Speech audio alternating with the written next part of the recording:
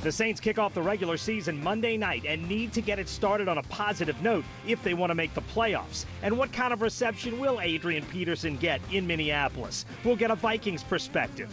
Plus, LSU rolls over Chattanooga, a controversial ending at Navy for Tulane. Southeastern struggles at home, and Nichols almost pulls a huge upset for the second year in a row. This is the last word on sports. 4th Down on 4 starts now. Saints fans already know this, but I'll say it anyway. Under Sean Payton, the first 4 games of the season, the first quarter of games mean everything. I'm Doug Mouton. Welcome to 4th Down on 4. 5 times under Payton, the Saints have had a winning record in the first quarter. That's 3-1 or 4-0. They went to the playoffs all 5 times. 5 times they had a losing record in the first quarter. They missed the playoffs all 5 of those years. We'll say it again, starting fast is critical, and the great mystery right now is the defensive improvement we saw in the preseason real? And there are legitimate questions on the Saints' offense, especially up front. The Vikings had the NFL's 3rd-ranked defense last season, and the Saints are starting a rookie left tackle, first-rounder Ryan Ramczyk. I love his mental makeup, and I love, I think I know exactly how he's going to come out and play, and I think he's ready for it. We know this is going to be an extremely hard-fought, tough physical game. We've got a ton of respect for Mike Zimmer and the program that he's now built there over the last few years. And the Saints man in the middle, Max Unger, who should have been a Pro Bowler the last 2 years, is back after foot surgery, and he says he's good to go. Having that guy that really knows exactly what it is we're trying to do and can make calls quickly and effectively, and I think Josh did a great job at it in the preseason, but Max, with the experience he's had here, I think is just at a different level. They do a good job of getting the ball out and creating takeaways, creating turnovers. So we just have to do a good job at ball security. Intercepted by Rhodes. Minnesota was 4th in the NFL last season in turnover margin with an elite cornerback in Xavier Rhodes. First of all, he's got all the traits, size, speed, strength, and he's arguably one of the best cornerbacks in this league. If the Vikings use Rhodes to try to take away Mike Thomas, that would be a really fun matchup to watch. And remember, Willie Snead is suspended for 3 games. Whomever fills that role becomes a really important player Monday night. Don't get me wrong, we're going to miss Snead and what he brings to the table, but it's a part of the game that we just have to move on. I was going to have to step up and be there, be the guy, be a guy that can come in and make some plays. I think it's a team that's been built to win defensively. So yeah, it's a big challenge for us, and while it's not a uncommon challenge to have to go against an elite defense, this early on the road, it's a tough challenge. The fact is the Saints offense has been playoff caliber the last 3 seasons. The defense hasn't. Monday night they face Sam Bradford, who was once the first pick in the NFL draft. It's a safe offense. Bradford led the NFL last season in completion percentage. Anytime you get the ball out of your hand a lot and throw a lot of checkdowns, you're going to have a high completion percentage, and that's nothing against him. He had one of the highest completion percentages, but he almost had one of the lowest attempts throwing the ball downfield. All those dump downs left the Vikings with the 28th best offense in the NFL last season. Certainly not great, but for the past few years, the Saints have made a lot of mediocre offenses look good. For the Saints, it's about making the preseason improvements stick. It's one thing to say, hey, we were rolling this preseason, but at the end of the day, it's just preseason. Now it's time to roll into this Monday night game, and what better stage to do it than the first week? We kind of just have that enough is enough mentality. Nobody believes in us. There's only one way. We can only go up mentality, and I think we're desperate this year. And they have added pieces. Linebacker A.J. Klein looks like a player. So does pass rushing specialist Alex Okafor and first-round cornerback Marshawn Lattimore. There is reason for optimism, but there's also urgency. And the Saints know these first 4 games, the first quarter of the season, means everything. The way we started these last couple of years is obviously not where we want to be, and we put ourselves in a hole trying to play catch up the whole second half of the season, and it's hard to play uphill ball like that.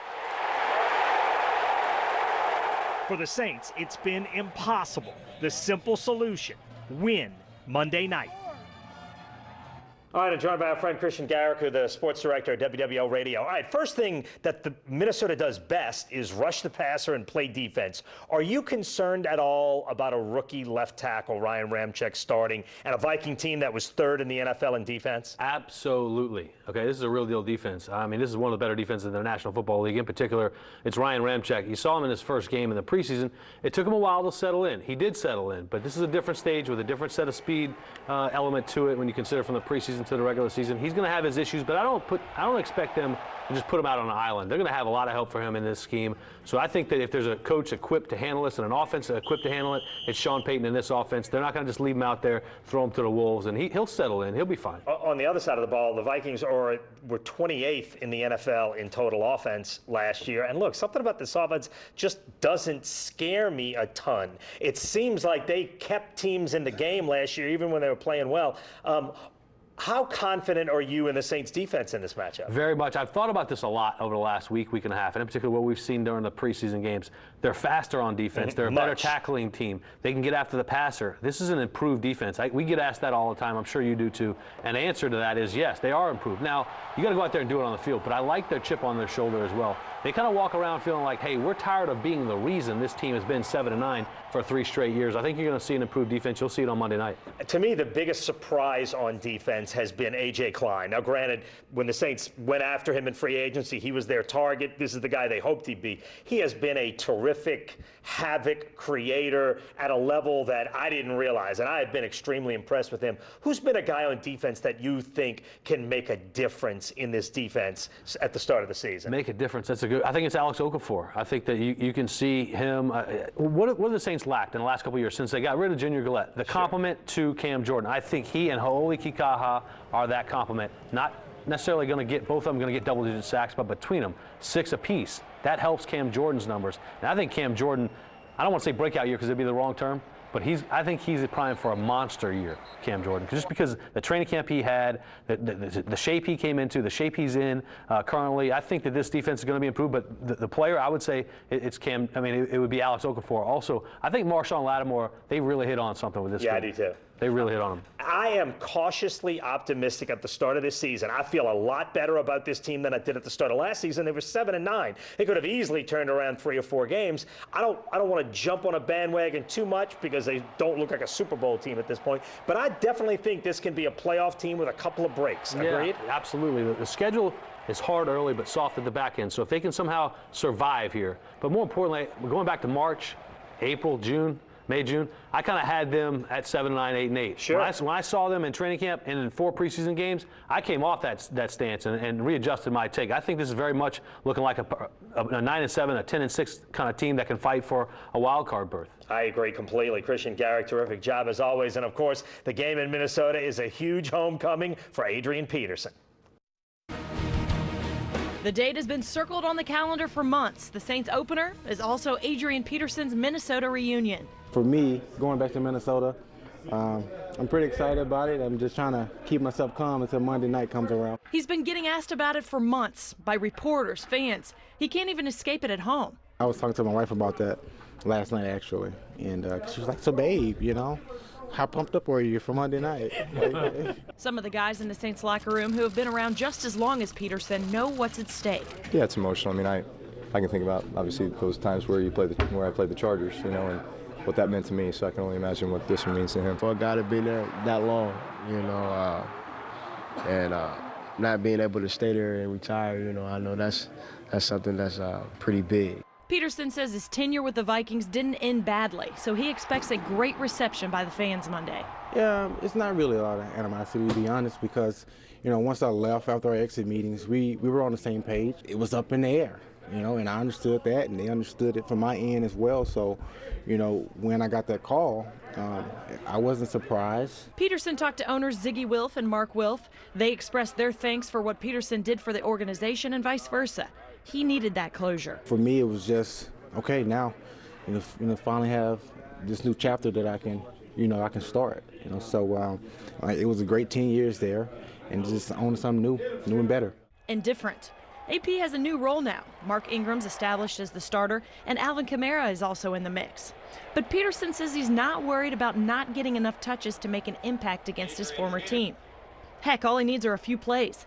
Peterson reiterated this week he expects to get to the end zone every time he touches the ball. And with the NFL relaxing on touchdown celebrations, Peterson says he's been contemplating some Minnesota-inspired touchdown dances. I haven't. I've been thinking about it. You know, the younger guys is like, hey, you need to try to do something. So, I don't know. I might come up with something. I expect to get in the end zone. So, who knows? I might just stick to the old traditional knee down and give him, you know, shoot my loves up top to the Lord. As excited as he is to face his old teammates, Peterson didn't hesitate when asked if there's someone in purple looking forward to hitting him on Monday. Everson Griffin, without a doubt. You know, he's a guy we kind of went back and forth in practice. He's my boy, you know. But we went back and forth in practice a lot, and he talks a lot of trash. I'm kind of quiet, I don't say much, you know. But he'll be amped up to try to hit me. So I'm looking forward to that. Peterson gets the big picture. The best way to stick it to his old team is to play in their house in February. To do that, you got to take care of business all season. For me, the biggest thing is leaving with a W. I don't care how we get it. You know, if it's 600-yard passing, you know, and 80 yards on the ground, as long as we get a W, you know, I'm fine with that. But I expect those numbers to be a little more balanced. Peterson says he's been able to give his new teammates intel on his old team this week on both sides of the ball. And he reached out to former teammate Greg Jennings, who went through a similar reunion after spending his first 7 years in the league with the Packers. Jennings told AD to stay within yourself. Leslie Spoon, Eyewitness Sports. All right, thanks, Leslie. We're joined in Minneapolis by Eric Perkins. He's the sports director for KARE TV. He covered Adrian Peterson for a long time with the Vikings. Eric, what kind of reception do you expect AP to get on his return to Minneapolis? Golly, I hope it's a good one because he certainly deserves it. That's just my perspective, my opinion. This is a guy who arguably is one of the greatest NFL running backs to ever set foot on a gridiron. Goodness knows he's the best running back the Vikings have ever had, don the purple.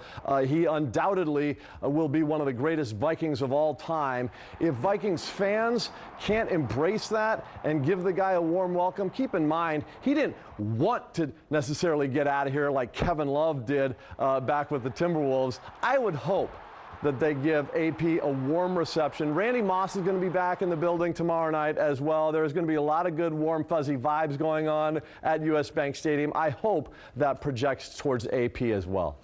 And he has certainly been gracious every step of the way since he got to New Orleans. Now, the big question for the Vikings, their offense has not been great. Have they made enough upgrades to be a playoff team?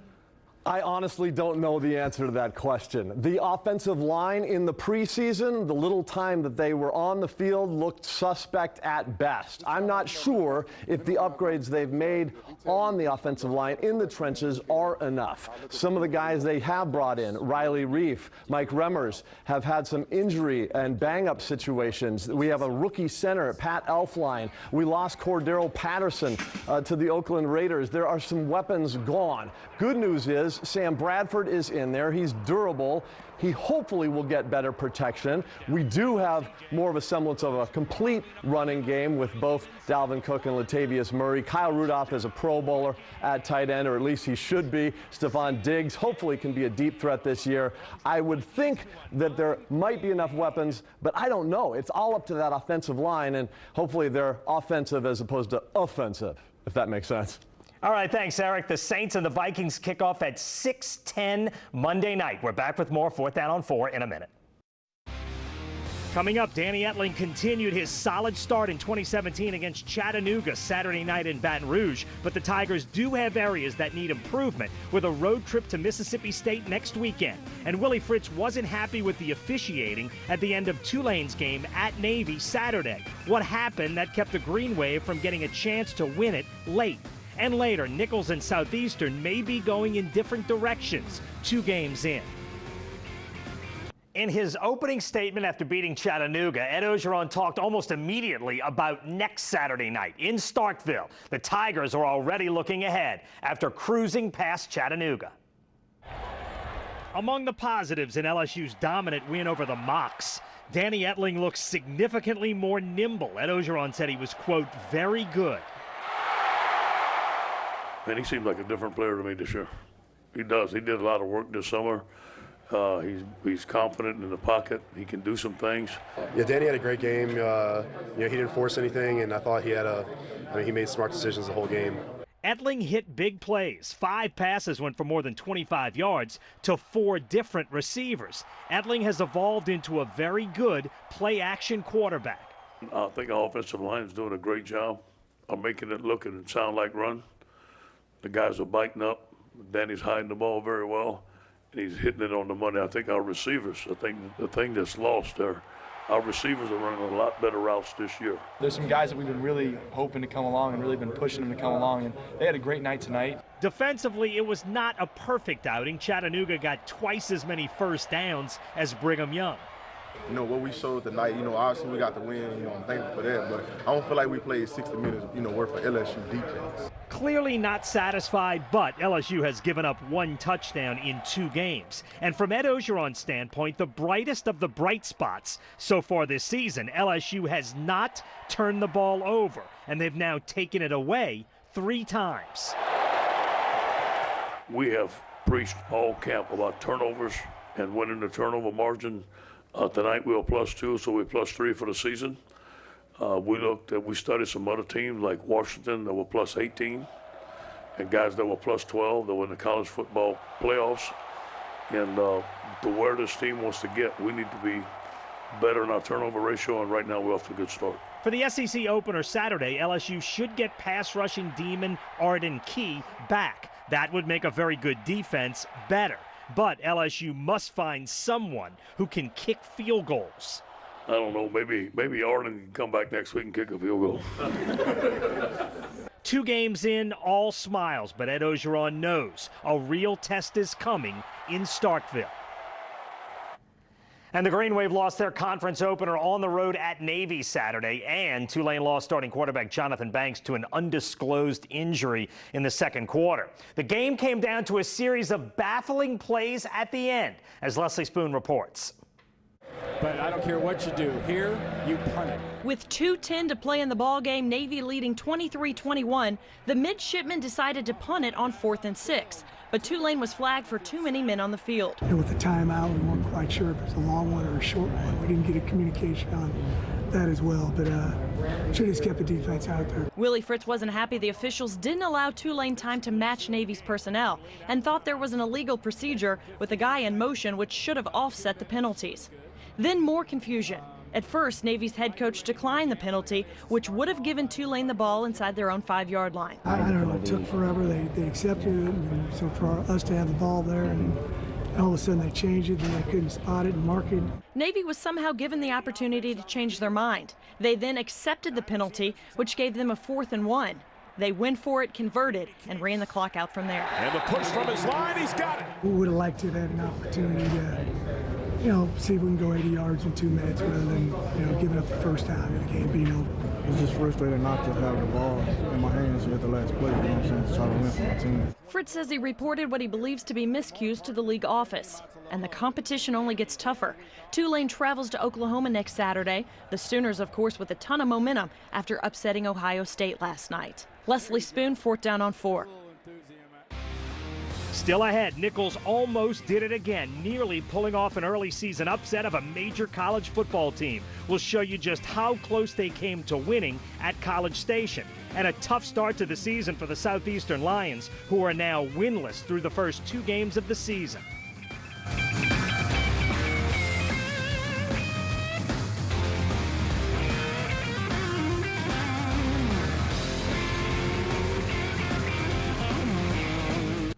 Both Southeastern and Nichols lost non-conference games Saturday. The Colonels nearly pulled an SEC upset again. Nichols has tied it up. Last year it was Georgia. Saturday, Texas A&M. Both nearly monstrous upsets. Fourth quarter in College Station. Chase Forcade hit Stephen LaBeouf for the score. The Colonels would get the 2, and the game was tied. Touchdown, Nichols! The Aggies took the lead back 5 minutes later. A&M won by 10, but this one was far from a blowout. It's yet another indication Tim Rebowe has things headed in the right direction in Thibodaux. Nichols will host Prairie View at home Saturday night. It was a much tougher loss for Ron Roberts and the Southeastern Lions at home against another FCS team, the Bethune-Cookman Wildcats. Southeastern got this 92-yard kickoff return from Juwan Petit-Ferrer, but Bethune-Cookman rolled up 482 yards of total offense to drop the Lions to 0-2. The Lions Southland Conference opener is Saturday night at Central Arkansas. We're back with more 4th Down on 4 in a minute. The Saints and the Vikings, 6:10 Monday night. Don't forget, Inside LSU football is next. Then Tulane football with Coach Willie Fritz. We've got another hour of football to come here on Channel 4. We're out of time. Thanks for watching. We'll see you next week on 4th Down on 4.